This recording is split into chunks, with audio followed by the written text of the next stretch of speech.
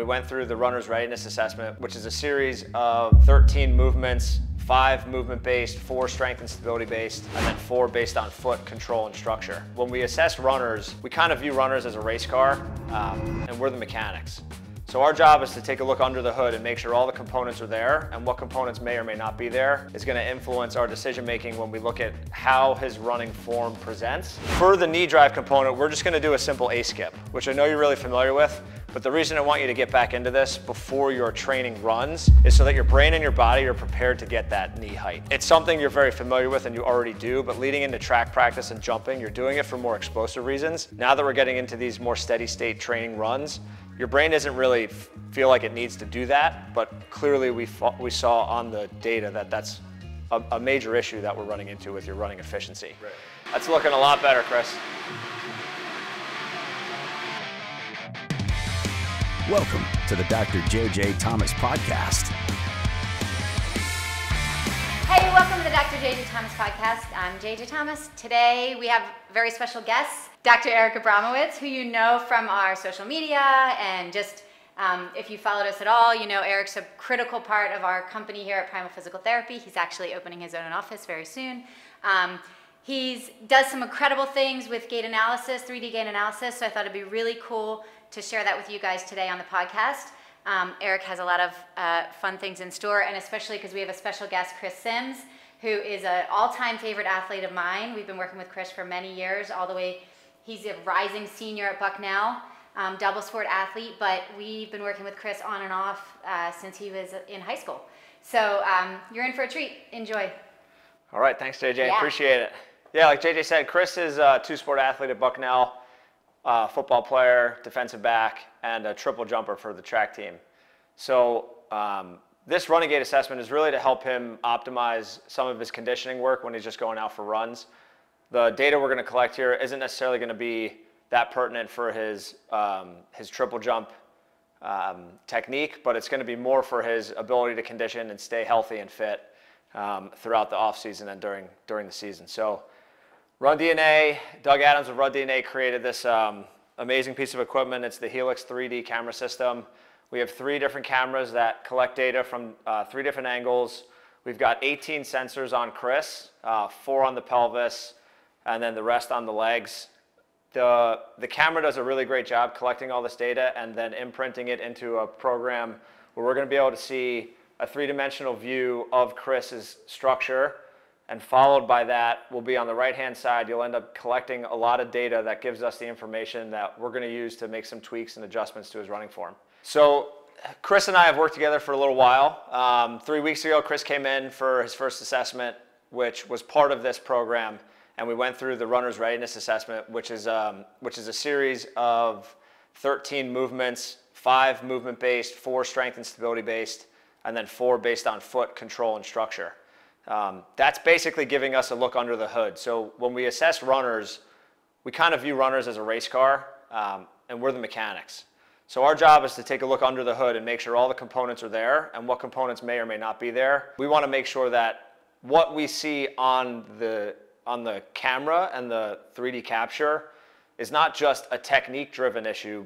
If there's a mobility or strength or stability issue, we want to know that so that when we look at the modifications and the treatment plan for him, that we're addressing the right root cause of the problems here. So it's really important to look under the hood before we get him on the treadmill, and now we're here to get him running. So Chris, are you ready? So we kind of want to go at what we call like a zone 1, zone 2 running pace, which would be a running speed that you could feel comfortable having a conversation. Okay.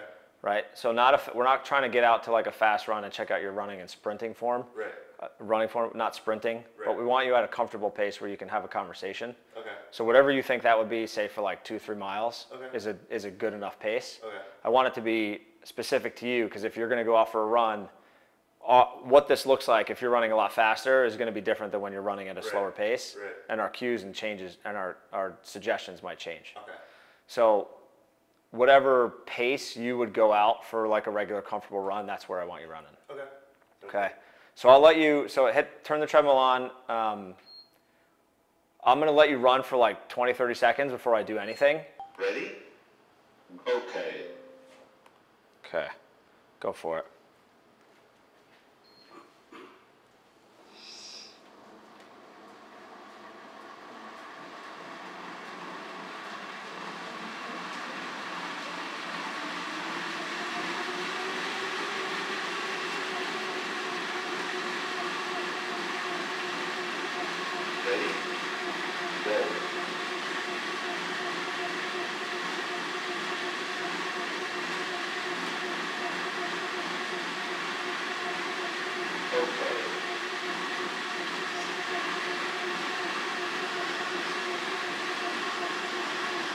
All right, go ahead and hit pause, Chris.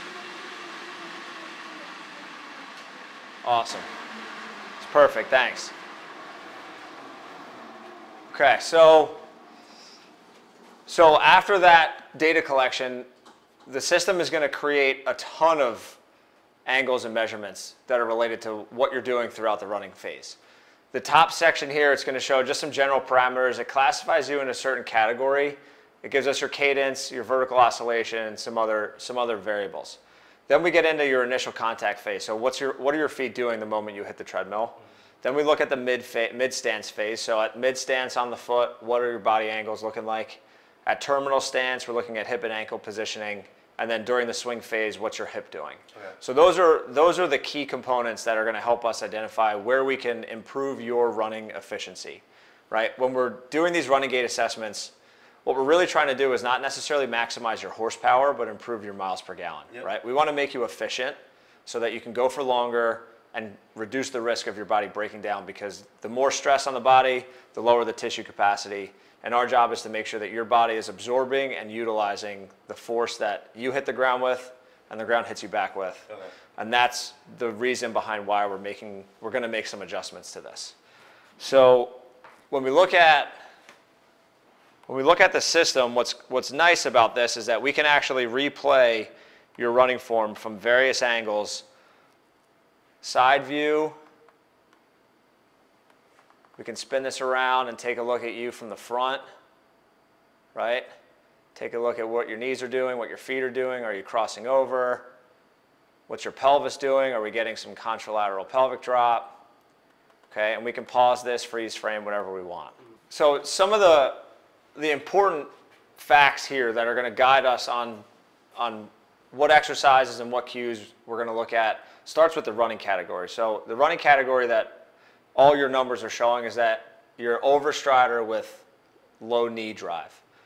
The overstrider is not that you're taking too long of a step, but it's the relationship of where you make contact with the ground relative to your center of mass. Okay, so essentially what that's saying is we need you to hit the ground closer to underneath your body. Okay? And the knee drive component just tells us that the hip flexion angle during the swing isn't getting up high enough. Okay? If we can get that knee up higher, we can drive and strike the ground a little bit more vertically and behind us so that we can use that force to propel us forward. When we start landing with our foot too far out in front, we end up increasing the braking force, right? The ground hits us back with equal and opposite forces. So if my foot lands too far forward, that force is going to hit me back in too much of a horizontal plane. So I'm basically overcoming braking forces every time I hit the treadmill or the ground. Ideally, if we can get that landing position more midfoot, forefoot, and underneath us, we're more equipped to overcome that initial contact force and use that energy to help propel us forward. Therefore, just purely making the initial contact position, improving efficiency. Right? So the other thing that we're seeing is your cadence is about 163. There isn't a perfect cadence number. Every body type and size is a little different, but I would say you're definitely on the lower side. Okay? We often see overstriders coupled with this low cadence. The low cadence, we have fewer steps per minute, which means we're spending too much time in the air. Right? My foot is taking longer to get down. Right? If I can take more steps per minute, right, then my feet are spending less time in the air. Okay? What we're seeing at initial contact here is that your tibial inclination angle, especially on the right side at 9 degrees, is significantly higher than the standard norm that we want of 3, right? So let's play this just so you can see what's happening. So on that right side, boom. Okay, so treadmill lit up, which means that's initial contact. In this position, we have your heel, or essentially your lateral malleolus, your ankle, out in front of the knee, and we have a very straight leg. You're essentially landing on a 2x4, right? Yeah. We've got no spring shock absorbing ability in this position. Right. The arch of the foot, the Achilles, the calf, those are the main spring loaded components of this initial contact phase, and you're not accessing that immediately. Okay. You're actually loading straight through, this is a pretty straight line, straight through bone, right? So we'll end up getting a lot of stress through the ankle, through the shin, into the knee. You can end up with knee pain, hip pain, a lot of other things when we're just considering this two-dimensional view looking at the side view. So we have a heel strike position, and your ankle and heel are getting way too far out in front of your knee. What we want to do is bring that landing position closer to the heel being underneath your knee. So if this were where you were landing, this would be perfect, right? Okay. And this is one of our targets here. Okay. I don't want you necessarily thinking about landing shorter. Right. We're going to influence your cadence, which should, and hip flexion, so the knee drive. Mm-hmm. Those two things should start to bring your foot closer to underneath your center of mass. I want to make sure I can give you 1 or 2 cues that make the biggest change, right? That's the goal. I can show you 7 or 8 different things here that are outside of the norms. 7 or 8 cues is just not going to work well. Right. But there's a lot of things we can manipulate individually that'll make a massive influence on all of these things, okay? The other main things that are standing out to me is your peak hip adduction angle. So whether that thigh is angled in during mid-stance or not, usually talks a little bit about core, trunk, and hip control. Okay? And on your left side, you're more than double the angle that we want. Okay. Right? So when we looked at some of your strength testing, there was a hip weakness that we were identifying. Right. That's probably why that's happening. Okay. Right? This is most likely a little more a result of a strength and stability issue than it is like running form and technique. Okay. So we'll address that with some exercises after we get through the running form stuff. Okay. So our job right now is to help you get your heel and your foot landing underneath you more. Mm-hmm. I want you to try to land under like the midfoot and arch of your foot rather than the heel. So when we start running, we're going to get the treadmill back on. You're going to go back to that same speed. Mm-hmm. The first thought is going to be increase my turnover, right? I want you to feel like you're almost running on ice. Mm-hmm. You wouldn't take these big, long strides and steps because you know your foot would slip out from underneath you. Right. If we can pick our knees up and attack the ground with shorter steps, which is going to increase our cadence, we should see that initial contact position get closer to us, and it'll feel easier to land on the midfoot and forefoot. Okay? So let's start with those 2 thoughts, and let's see what we get. Cool. Okay? Go for it.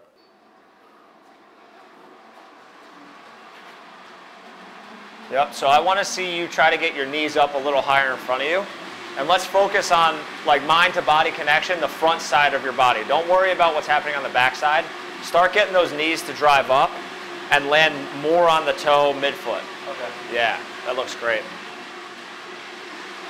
Now think about that ice analogy, right? I want to see that turnover increase. If you were running on ice, you'd have to pick up those feet a little more. Yep.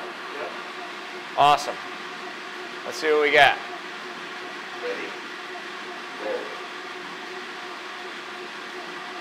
That's looking a lot better, Chris. How's it feel? Feels better.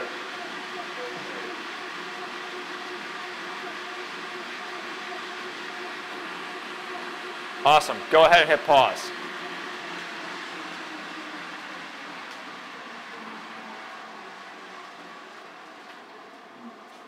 All right, so let's see.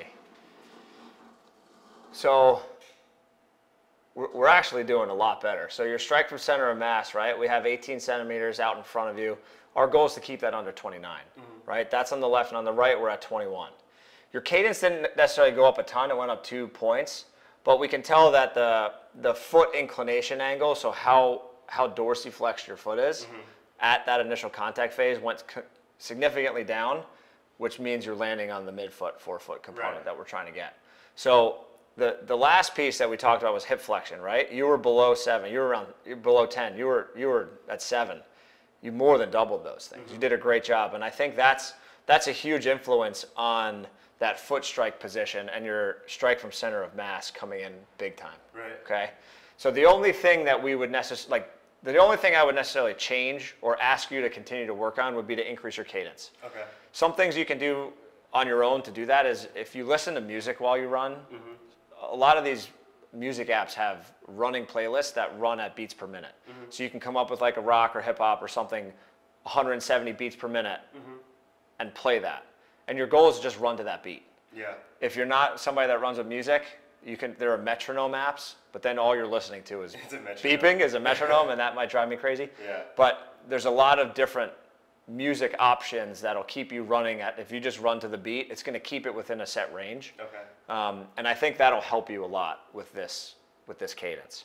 But otherwise, you made some really awesome changes that I think will definitely decrease some of the strain and stress you're imposing on your body, especially at an initial contact. Right. The only thing that now we're looking at, right, that peak hip adduction angle is still high. But again, that's more likely coming from some of the strength and stability assessments that we saw initially rather than this. So this is something that can create some torsional forces around the entire limb, shin splints, knee pain, hip pain, some of that stuff. So we're going to get into some exercises that I think can help you out with that. Other than that, continue to focus on that knee drive, and we'll go over a drill there and keeping that cadence up. Okay. Okay? Awesome. Good job. So let's go to some exercises, some running drills. Cool. All right, so you did a great job on the treadmill. We're going to get into some of the exercises now that are going to address those 3 main components that we saw with the running form. The first one's going to be your knee drive. So getting that hip flexion angle higher in the swing phase. The second is going to be cadence, which we'll also incorporate into the exercise for your knee drive. And the third one is that hip adduction angle, which is going to relate to that hip strength test that we did before we got you on the treadmill, okay? Okay. So for the knee drive component, we're just going to do a simple A-skip, which I know you're really familiar with, but the reason I want you to get back into this before your training runs is so that your brain and your body are prepared to get that knee height, okay? It's something you're very familiar with and you already do, but leading into track practice and jumping, you're doing it for more explosive reasons. Now that we're getting into these more steady state training runs, your brain doesn't really feel like it needs to do that, but clearly we saw on the data that that's a major issue that we're running into with your running efficiency. Right.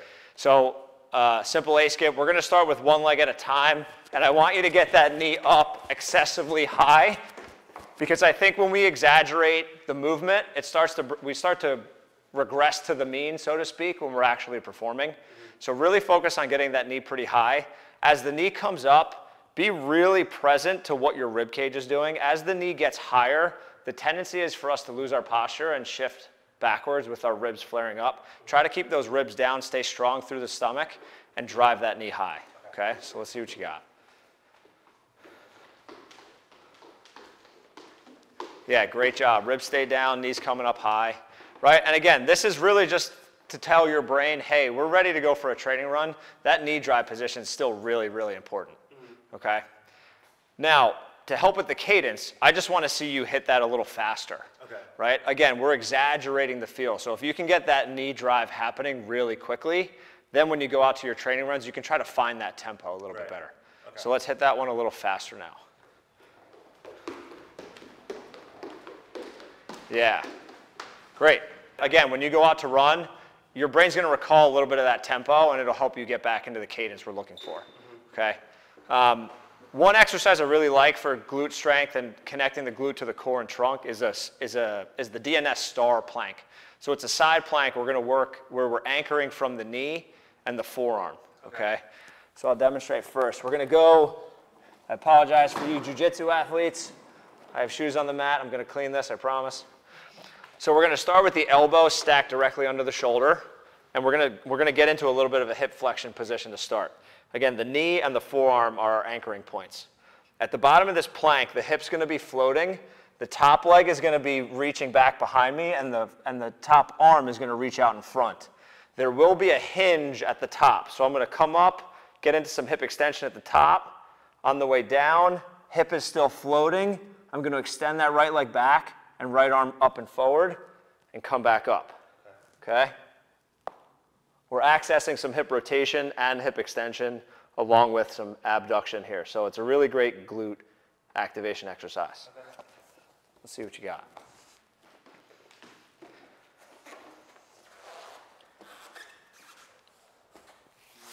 Yep. So bring that elbow in and more underneath your shoulder. Perfect. Good.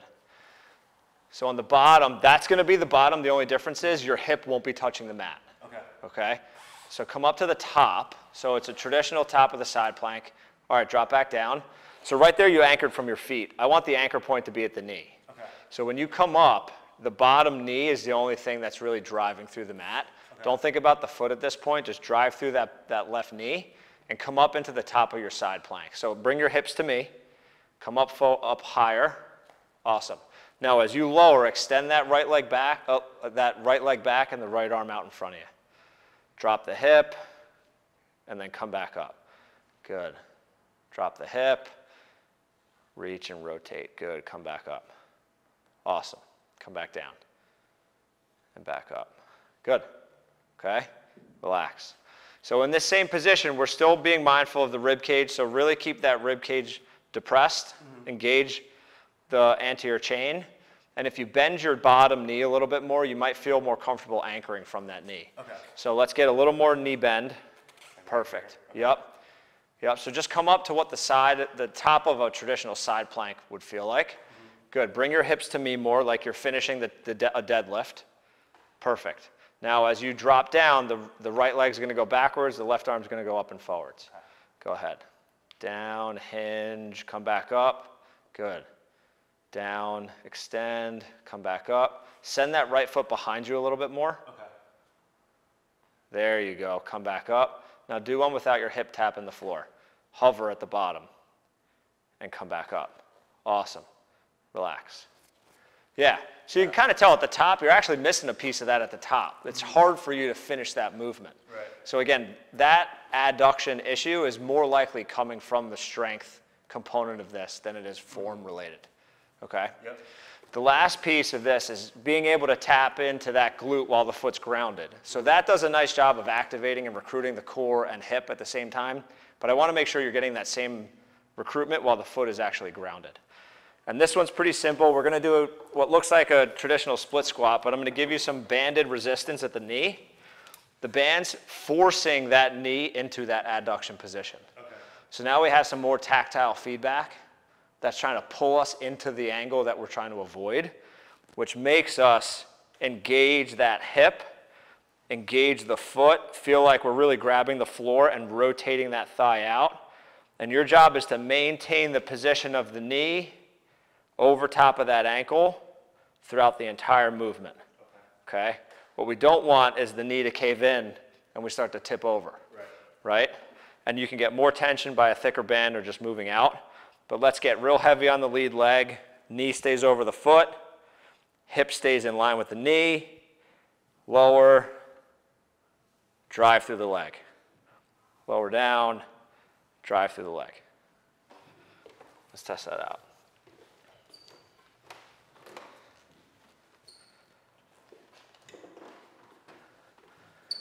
Good. So set that left foot. Awesome. I want you to bring that left knee a little more forward. Awesome. Good.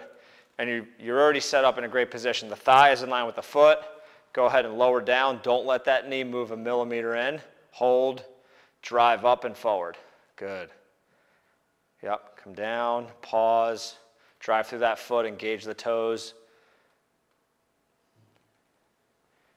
Great. Drive up. Awesome. Good job. So we'll start with those three movements. Try to do a few of those before every run. You can either set it for time. There's no magic number. I just want you to feel like you're getting those muscles firing. You should feel like the glutes are warm, they're working, and then go out for those runs. Sounds good. Cool? Yeah. Awesome, man. Okay. Yeah, anytime.